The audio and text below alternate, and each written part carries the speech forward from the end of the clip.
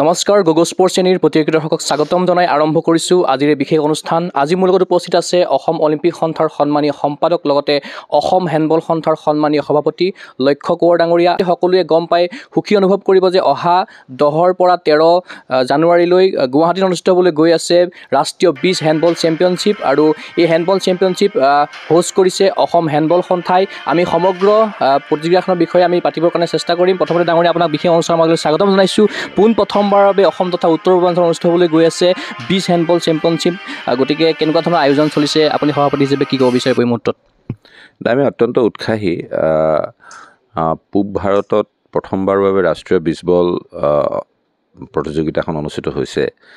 সমগ্ৰ দেশৰ পৰা প্ৰায় 30খন ৰাজ্যৰ 55টা দলে ইয়াত অংশগ্ৰহণ কৰিব। ইতিমধ্যে প্ৰায় 35টা দল আহি আমাৰ গুৱাহাটী সৰুসজাই উপস্থিত হৈছেহি। ইয়াত আমি কৃত্ৰিমভাৱে বিচ হেণ্ডবলৰ কোৰ্ট তৈয়াৰ কৰিছোঁ আৰু আমাৰ ৰাষ্ট্ৰীয় ফেডাৰেশ্যনৰ বিষয়ববীয়াসকল 10 তাৰিখে গুৱাহাটীত পদাৰ্পণ কৰিব। আমি আশা ৰাখিছোঁ যে এই খেলখনত যিসমূহ দলে অংশগ্ৰহণ কৰিব, বিশেষকৈ অসম দলটোৰ বাবে আমি বিশেষকৈ আশাবাদী, কাৰণ অসমৰ ছোৱালীৰ দলটোৱে ইতিমধ্যে উত্তৰাখণ্ড ৰাষ্ট্ৰীয় গেমছলৈ যোগ্যতা অৰ্জন কৰিছে আৰু এই খেলখনত তেওঁলোকৰ প্ৰদৰ্শনে উত্তৰাখণ্ডত আমাৰ মেডেলৰ যি আশা, সেই আশা আৰু বঢ়াই তুলিব। নদী পাৰৰ মানে পৰিৱৰ্তে ইয়াতে সজাই তুলিছে, কিমানখিনি ইয়াতে প্ৰত্যাহ্বানৰ সন্মুখীন হৈছে আপোনালোকে সৰু সজাইত যিহেতু এখন কোৰ্ট বনাই তুলিছে? প্ৰত্যাহ্বানটো থাকিবই, কিন্তু সৰু সজাইত যিটো এটা ক্ৰীড়াৰ পৰিৱেশ আৰু ইয়াৰ আমাৰ ক্ৰীড়া বিভাগৰ কৰ্মচাৰীসকল তথা ৰাইজৰ যি সঁহাৰি, সেই সঁহাৰিয়ে সকলো অসম্ভৱকো সম্ভৱ কৰি তোলে। আৰু সৰু সজাইৰ যি ক্ৰীড়াসুলভ পৰিৱেশ, এই পৰিৱেশত দেশৰ বিভিন্ন ৰাজ্যৰ পৰা খেলুৱৈসকলো তেখেতলোকে উন্নতমানৰ তেওঁলোকৰ প্ৰদৰ্শন আগবঢ়াবলৈ সক্ষম হ'ব। ল'ৰা ছোৱালী উভয় শাখাতে অসম দলে প্ৰতিনিধিত্ব কৰিব? হয়, ল'ৰা আৰু ছোৱালী উভয় শাখাতে আমাৰ প্ৰতিনিধিত্ব কৰিব। কেনেকুৱা আশা কৰিছে অসম দলক লৈ পেলাই? কেনেকুৱা ধৰণে প্ৰেক্টিচ কৰিছে তেখেতসকলে? যিহেতু বিটছৰ মানে হেণ্ডবল প্ৰেক্টিচ খুব কম হয় অসমত, গতিকে কিদৰে ইয়াতে আমাৰ অসমৰ খেলুৱৈসকল লাভৱান হ'ব ইয়াৰ দ্বাৰা? যোৰহাটৰ বাঘমাৰাত আমাৰ প্ৰায় 20 দিনৰ আগৰ পৰাই আমাৰ এটা শিবিৰ তাত চলি আছিল। কাৰণ শিবিৰ অবিহনে বা আপুনি কোৱাৰ দৰে অনুশীলন অবিহনে ভাল প্ৰদৰ্শন আগবঢ়োৱাটো সম্ভৱ নহয়। আমাৰ প্ৰশিক্ষকসকলৰ তত্ত্বাৱধানত ইতিমধ্যে এটা খুব ভাল এটা শিবিৰ অনুষ্ঠিত হৈ গৈছে আৰু ইয়াত আমি কৃত্ৰিমভাৱে যিখন কোৰ্ট তৈয়াৰ কৰিছোঁ, এই কোৰ্টতো যোৱা 3 দিন ধৰি অসম দলটো অনুশীলন কৰি আছে। গতিকে ঘৰুৱা দল হিচাপে নিশ্চয় এইখন কোৰ্টতো আমাৰ দলটো এটা এডভান্টেজ পাব। যিহেতু উত্তৰাখণ্ডৰ নেশ্যনেল গেমছ আহি আছে, গতিকে উত্তৰাখণ্ডৰ নেশ্যনেল গেমছলৈও যাব নেকি এতিয়া অসমৰ? হয়, অসমৰ ছোৱালী দলটো ইতিমধ্যে যোগ্যতা অৰ্জন কৰিছে আৰু যোৱাবাৰো গোৱা নেশ্যনেল গেমছত আমাৰ দলটোৱে দিল্লীক পৰাস্ত কৰিছিল। গতিকে এইবাৰ আমি আশাবাদী যে অসম দলটোৱে নিশ্চিত ৰূপত এটা মেডেল পাবলৈ সক্ষম হ'ব। ফেডাৰেশ্যনৰ মানুহ বা কৰ্মকৰ্তা এতিয়ালৈকে আহি পাইছে নেকি ইণ্ডিয়ান? ইতিমধ্যে আহি পোৱা আৰম্ভ কৰিছে।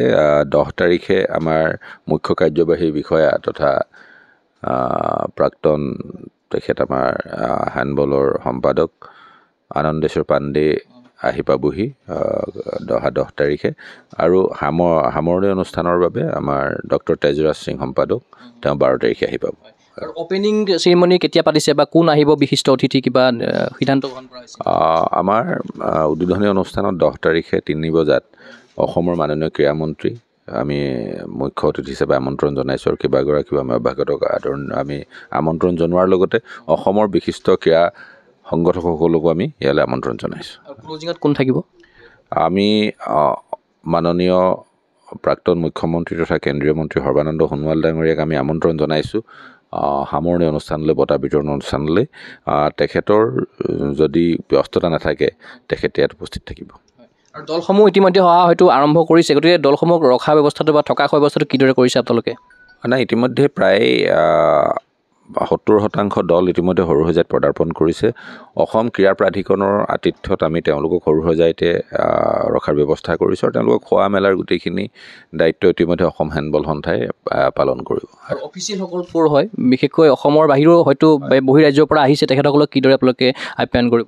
বহিৰাজ্যৰ পৰা যিসকল আহিব তেওঁলোকক ভালকৈ ৰখা মেলা, তেওঁলোকৰ পৰিবহণৰ ব্যৱস্থা, সকলোখিনি ব্যৱস্থা অসম হেণ্ডবল সন্থাই কৰিছে আৰু তেওঁলোকৰ যিখিনি টেকনিকেল অফিচিয়েল বিভিন্ন ৰাজ্যৰ পৰা আহে এইখিনি আচলতে ফেডাৰেশ্যনে তেওঁলোকক নমিনেট কৰে গতিকে তেওঁলোকক থকা মেলাৰ খুব সুন্দৰ ব্যৱস্থা কৰা হৈছে অসম এছ'চিয়েশ্যনৰ বাকীখিনি সদস্য নিশ্চয়কৈ খুব ব্যস্ততাৰে কামখিনি কৰি আছে আৰু হেণ্ডবল সন্থাৰ সন্মানীয় সম্পাদক অমলায়ন পাটোৱাৰী ডাঙৰীয়া আছে লগতে পিকলু ৰয় ডাঙৰীয়াও আছে এছ'চিয়েশ্যনৰ কেইবাগৰাকী কৰ্মকৰ্তা আছে লগতে ৰেফাৰীসকল আছে কি ক'ব এই মুহূৰ্তত নাই আমাৰ আচলতে অসম হেণ্ডবল এছ'চিয়েশ্যনৰ প্ৰত্যেকগৰাকী কৰ্মকৰ্তাই জিলাৰ পৰা অহা প্ৰত্যেকগৰাকী প্ৰতিনিধিয়ে এটা পৰিয়ালৰ দৰে এটা খুব সুন্দৰভাৱে গোটেই কামখিনি আগবঢ়াই লৈ গৈছে এতিয়া আমি আশা ৰাখিছোঁ যে তেওঁলোকৰ যি এক কৰ্তব্যনিষ্ঠা এই কৰ্তব্যনিষ্ঠাই হেণ্ডবলৰ ৰাষ্ট্ৰীয় মানচিত্ৰত অসমক এখন অন্যতম ভেনু হিচাপে প্ৰতিষ্ঠা কৰাত এই পদক্ষেপে সহায় কৰিব সৰ্বভাৰতীয় হেণ্ডবল ফেডাৰেশ্যনে কেনেকুৱা ধৰণৰ আশা কৰিছে অসমৰ এই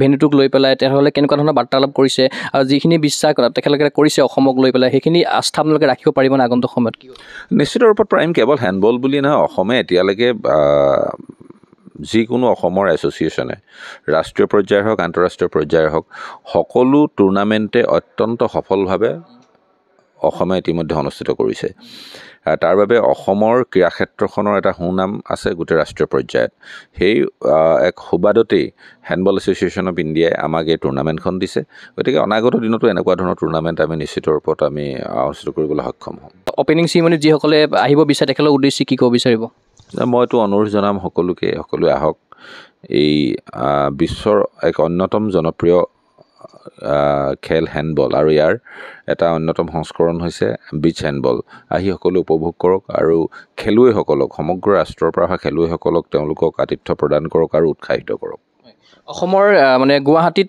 ইতিহাস ৰচনা হ'বলৈ গৈ আছে যিহেতু পোনপ্ৰথমবাৰৰ বাবে গুৱাহাটীত বিচ নেশ্যনেল হেণ্ডবল হ'বলৈ গৈ আছে গতিকে আপোনালোকৰ নিশ্চয় বহুখিনি আশা কৰিছে নিশ্চিত ৰূপত আমি আশা ৰাখিম কাৰণ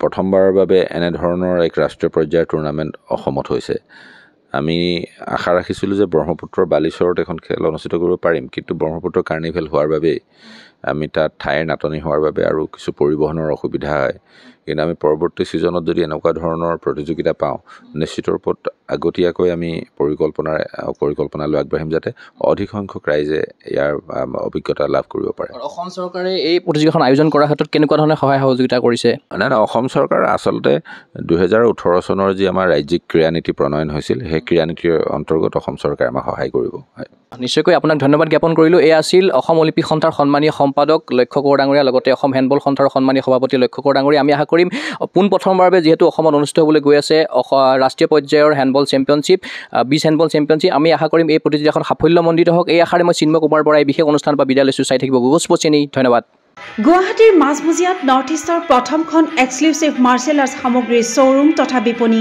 Tirupati sports karate wushu taekwondo boxing jujitsu pencak silat judo আদি 7টাকৈ সমৰ কলা ইভেণ্টৰ ইউনিফৰ্ম আৰু প্ৰশিক্ষণৰ সামগ্ৰী ইয়াত উপলব্ধ tracksuit jersey martial arts medal memento trophy ক্ৰয় কৰিব পাৰিব পাইকাৰী মূল্যত ফুটবল ভলীবল বাস্কেটবল ক্ৰিকেট আদি ইভেণ্টৰ সামগ্ৰীৰ ছাপ্লাইৰ বাবে অৰ্ডাৰ ওলোৱা হয় কাৰাটে টাইকোৱাণ্ডোৰ নেশ্যনেল ফেডাৰেশ্যনৰ দ্বাৰা এপ্ৰুভড ব্ৰেণ্ড আৰু আপ টু ডেট সামগ্ৰীৰ বাবে একমাত্ৰ বিশ্বাসযোগ্য আৰু নিৰ্ভৰযোগ্য প্ৰতিষ্ঠান ঠিকনাটো হৈছে doctor B Barua road house number 52 first floor Ulubari Guwahati 7 phone number 9085083493 email sanju_regal@rediffmail.com